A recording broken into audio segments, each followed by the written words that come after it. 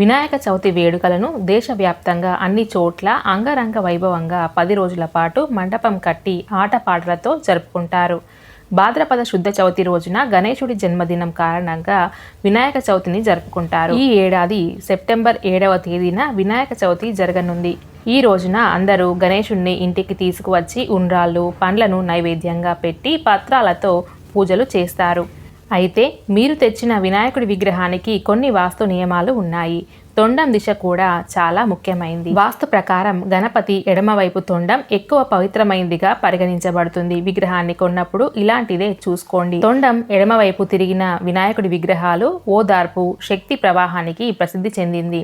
అందుకే పూజకు శుభప్రదంగా భావిస్తారు. కుడివైపుకు తొండం ఉన్న గణేశ విగ్రహం బలమైంది, శక్తివంతమైంది. కుడివైపుకు తొండం తిరిగిన గణపతి చాలా మొండిగా ఉంటాడు అని, పూజలో చిన్న దోషాన్ని కూడా అంగీకరించడు అని పండితులు చెబుతున్నారు.